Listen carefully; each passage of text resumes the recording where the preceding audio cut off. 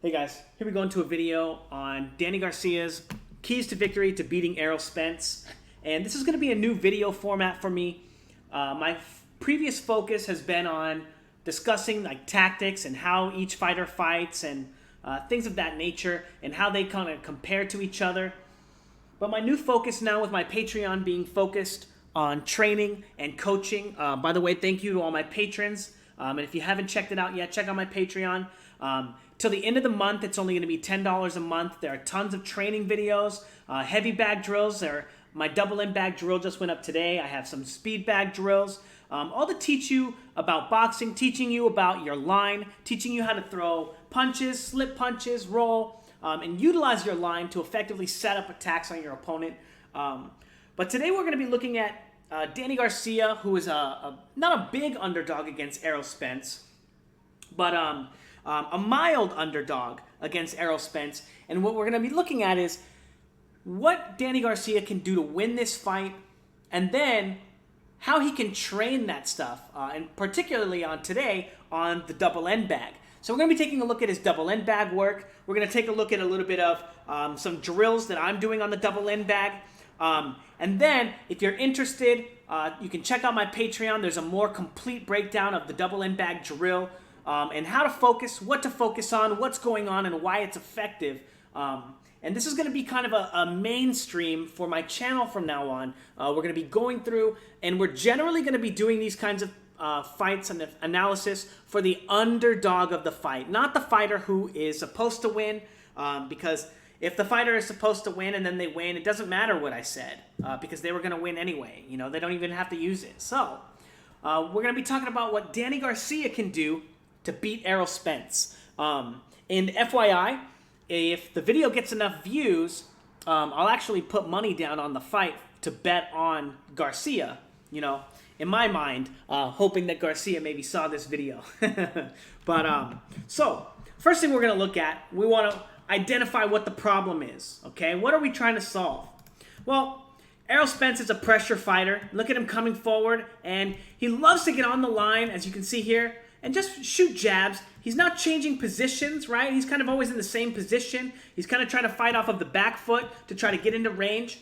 But he doesn't really change positions. But he does put on a lot of pressure by using kind of lead hand control, right, as he probes right there, or shooting his jabs to control the space. But he's, I don't want to say predictable, but the patterns in which he puts pressure on you are very predictable. He's always doing it from his back foot. He's always doing it with his lead hand. He nearly never feints with his right hand. And that means that he's going to be a little bit easier to control for Danny Garcia if Danny Garcia can pick up on any of these things. So anyway, lots of pressure from Errol Spence, right? He makes you transition your weight. He makes you, he feints you a lot. And he does it all out of the back foot, but he does do it a lot. So it's a lot of pressure, and it makes you have to make a lot of decisions in the ring. Okay, so that's one of the things that we're going to focus on, is increasing the amount of decisions that we make during the course of our training. This is going to be especially important for somebody like Danny Garcia, who is generally thought of as being more of a flat-footed, slower-footed fighter. Okay, a very, very common idea from him.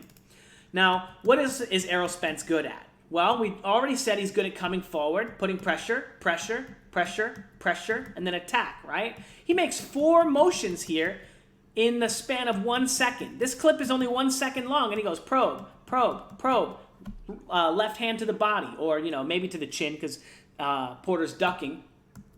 But he's controlling the lead hand of Sean Porter. And Sean Porter's getting stuck on the back foot here, not able to get to the front foot and threaten Errol Spence. And that enables Errol Spence to trap him in the corner and block all of the other avenues of escape. So he has nowhere to go except to escape onto that left hand to the body. Now, Errol Spence is very good at this technique, controlling the lead hand and then making an attack, okay? However, he's not always good at controlling the lead hand if his opponent likes to control the lead hand as well.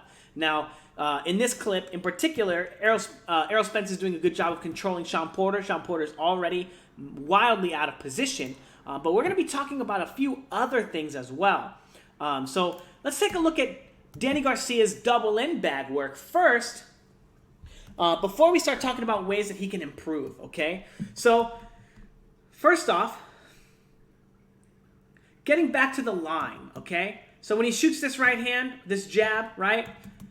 How does he get back to the line here? How does he get from the front foot back to the back foot? Well, he just moves there. Now, if you know anything about fighting a southpaw, you understand that this is not always as easy as it may seem to go from the front foot to the back foot, especially if you just threw punches to push your opponent to the back foot. This is the opportunity that they're going to use to strike or to return to the front foot through their own weight transition, their own timing, to attack you on your front foot.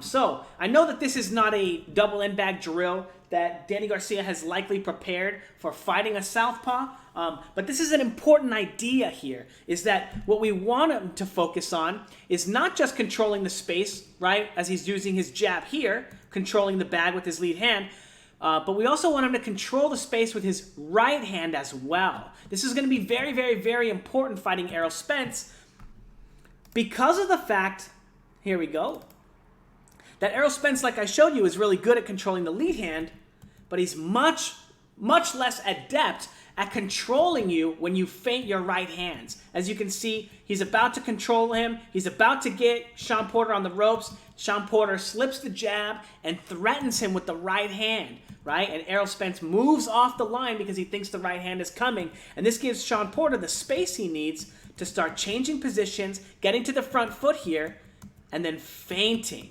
right? Now, I want to point out this real quick. Look at how Shawn Porter gets to the front foot. And then look at how immediately after he gets to the front foot, Errol Spence controls him. This is going to be a very, very important aspect of the fight, and I'm going to talk about it a little bit later when we start talking about the double end bag drill, and I show you my double end bag drill. But again, feinting is going to be very important. Using different feints than just your left hand and controlling the space with more than just your left hand, but controlling the space with the threat of your right hand. It's going to be very important for Danny Garcia. So again, not really showing that he's doing that on the double end bag here, right? And look at how much, I don't want to say like relaxed time he's giving, but how much time he's spending in front of the bag, not actually hitting the bag. That's another thing that we were going to want to focus on changing if we're going to use the double end bag to more prepare him to fight Errol Spence, okay? Because of the fact that Errol Spence, again, puts on a lot of pressure. You're going to need to control your opponent. Boom, boom, boom, boom. You're going to need to control him every time he gets to the front foot, right? Control, control. Or every time he changes positions, right? Front foot, control, back foot, control, front foot, control, back foot, control, front foot, control. And you want a control sequence at nearly every one of these points so that you can prevent Errol Spence from using any of the momentum from a possible active guard to setting up any attacks or pull counters against you. Whoops, not ready for that yet. So, Danny Garcia needs to be more active on this bag. Not only using his lead hand to control the bag, right, probing, but using his right hand to control the bag too. And when he gets to the front foot and he shoots this right hand, understanding that this is a position that you want to fight out of, okay? So before we go back into all of the clips, what I want to focus on right here, I just want to point this out, is that when you get to the front foot and you're controlling the bag with your right hand, right, you're going to want to control it with another probe, right, before you get your weight to the back foot. Now, what that looks like in a fight here is here. Danny Garcia shooting the straight right hand here and then getting stuck on the front foot here. Before he returns his weight to the back foot here, he needs to find a way to control Ivan Redkach, right? Because he just shot the right hand and Ivan went to the back foot. And this is going to be the moment in which he's going to spring forward to make his attack, okay? Now, what that looks like is here. Right? Shawn Porter shoots the right hand, and Errol Spence takes a shot to the back foot and then immediately springs forward to attack Shawn Porter, right? So what I mean is before he crosses his head from the front foot to the back foot, as you see Shawn Porter do with this left hook, you need to control your opponent, right? Now, Shawn Porter's doing it with head movement. As you see, he moves his head And then he's also doing it with a left hook, okay? Whereas Danny Garcia doesn't do it with anything. He just moves back to this position, gets back on the front foot, moves back to this position, all in the effort to make a pull counter-like motion by going forward, back, forward, to disguise his attack. Now, again, if he's going to want to make this a little more seamless and do a little bit better of a job fighting Errol Spence and being prepared for that pressure, right? Especially because Errol Spence is so good countering, well, not the greatest counter, but we'll talk about it a little bit more in a second. But again, just talking about controlling the bag with the right hand as well. Not just blasting it with his right hand, but controlling it so he can get his weight from the front foot to the back foot. As you can see here, every time he shoots the right hand, he goes back to the back foot. Lead right hand, back to the back foot, right? But what I want him to get comfortable doing would be controlling that bag at each one of these intervals, right? See how it comes, boom, wait, boom, boom, and then control it now. Control it now, right? Keep it on the same rhythm and controlling it with the right hand, not changing positions. See how we change positions here? We don't want him to change positions. We don't want him to go back to the back foot here, similarly to this, right, to the back foot. We want him to control the bag. Now, we're going to go ahead and start getting into the film study now and talking about some more of the clips before we talk about the drill. We'll talk about the drill after.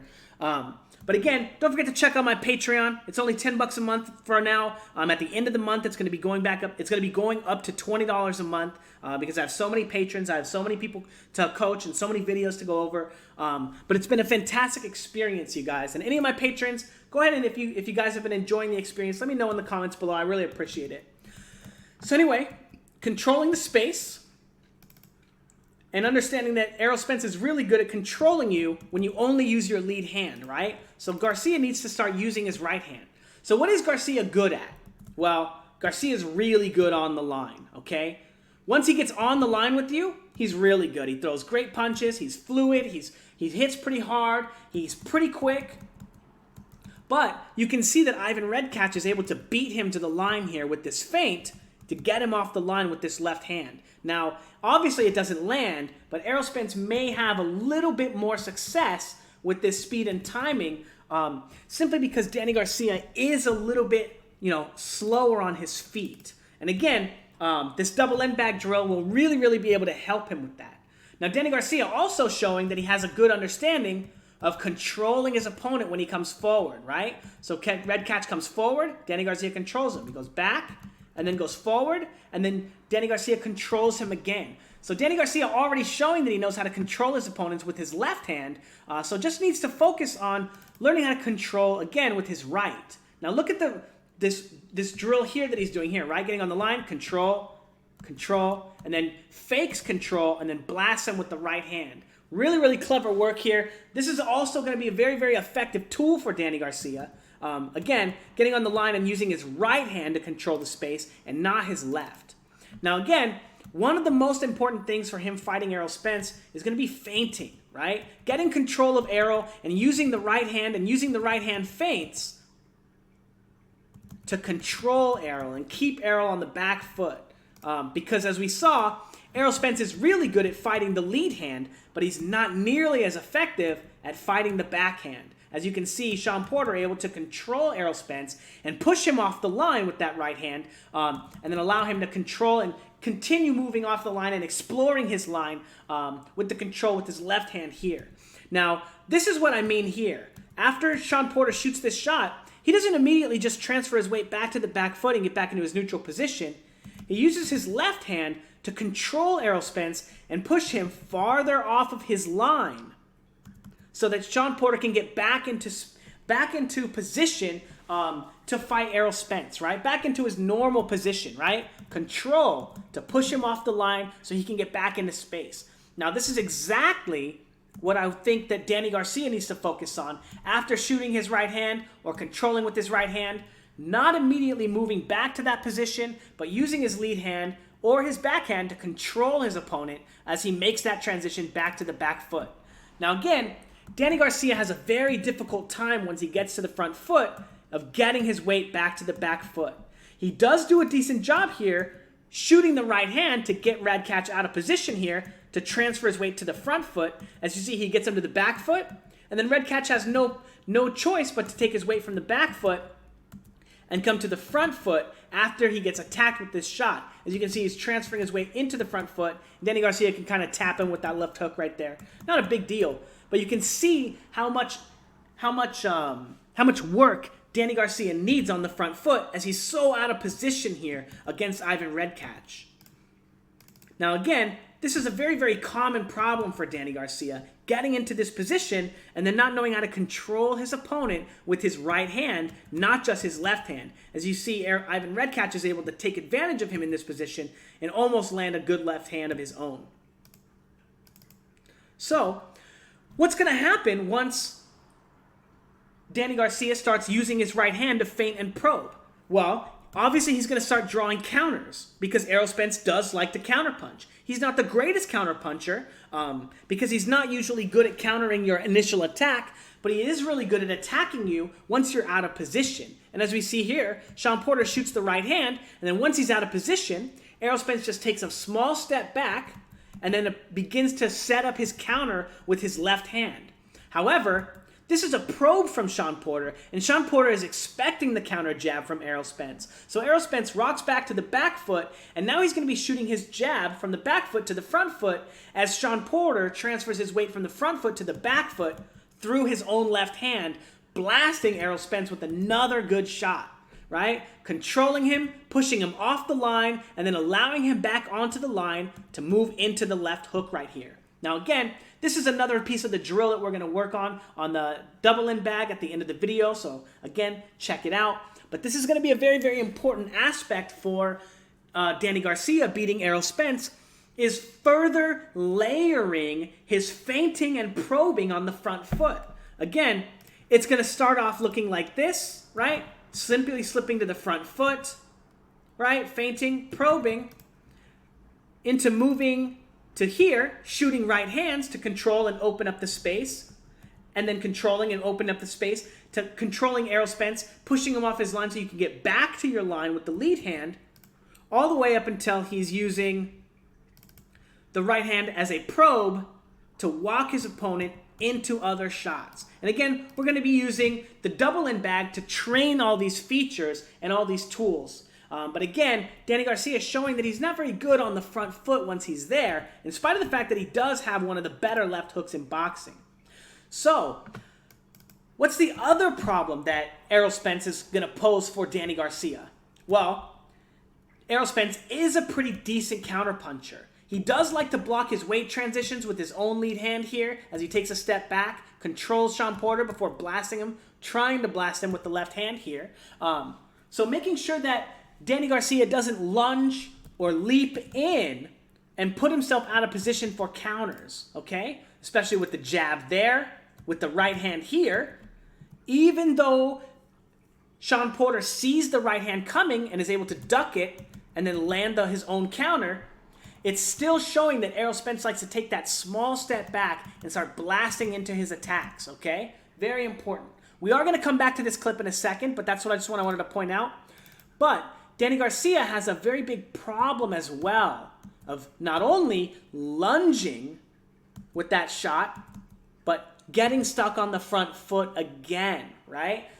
Imagine if he did this to Errol Spence right here. Errol Spence would probably literally just flatline him. That straight left hand would eat a hole in Danny Garcia's chin so fast. So this is something that Danny Garcia is really going to need to work on. And again, the double in bag is going to be where he wants to focus on it, figuring out a place to line up and deliver his power.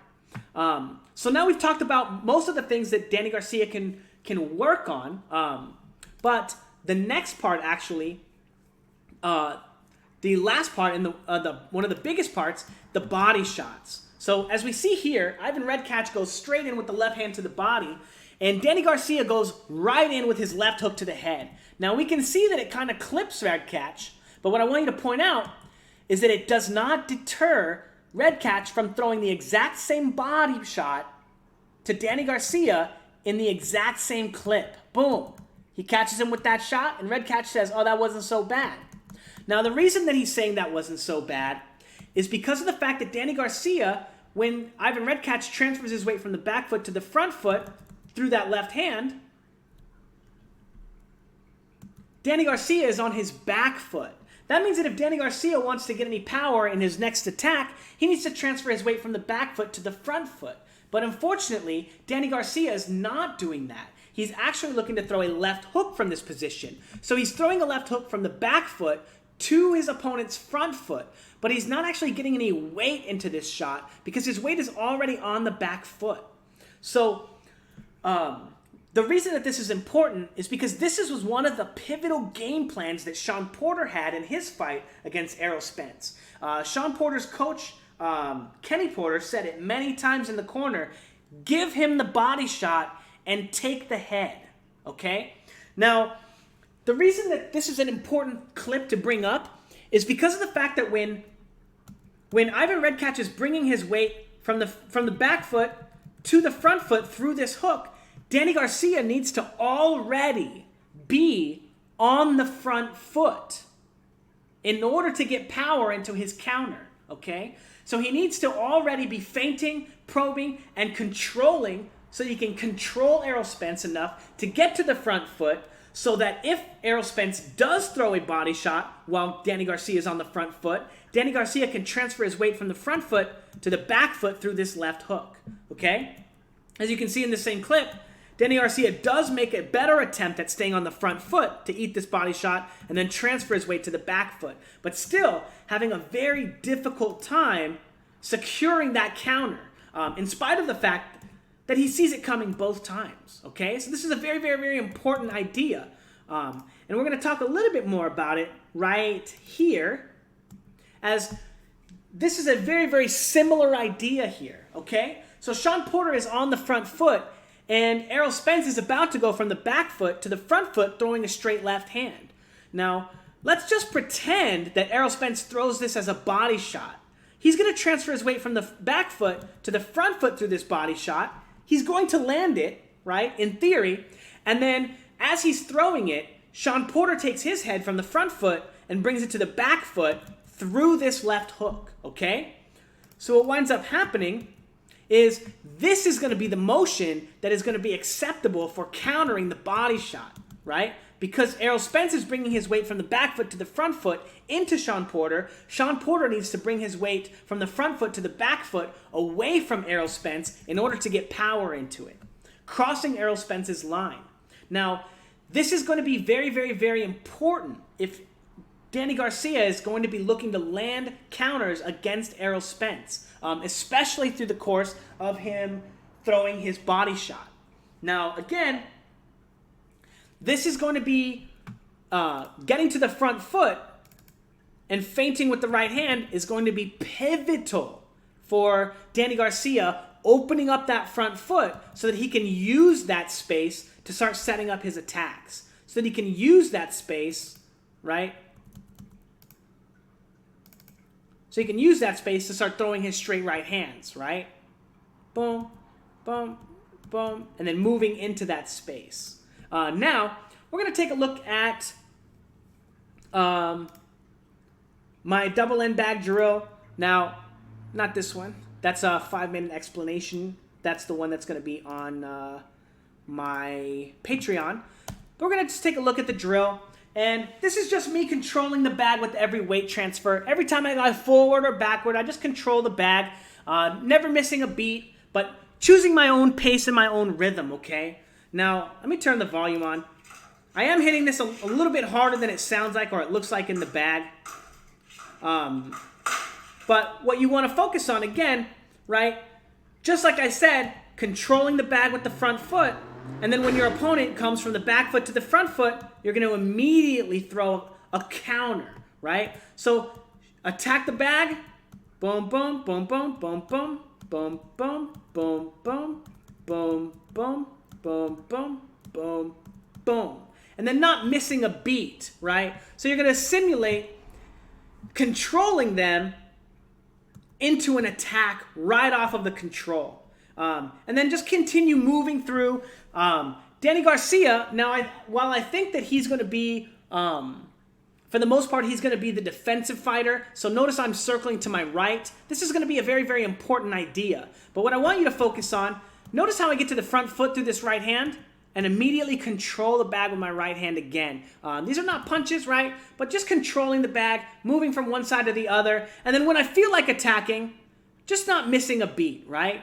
Using the lead hand to control and walk myself into an attack. But again, very, very simple ideas. Just getting your weight to the front foot, attacking the bag, controlling the bag from the front foot, and then constantly transitioning your weight from one foot to the other, and then controlling it with both the lead hand and the rear hand.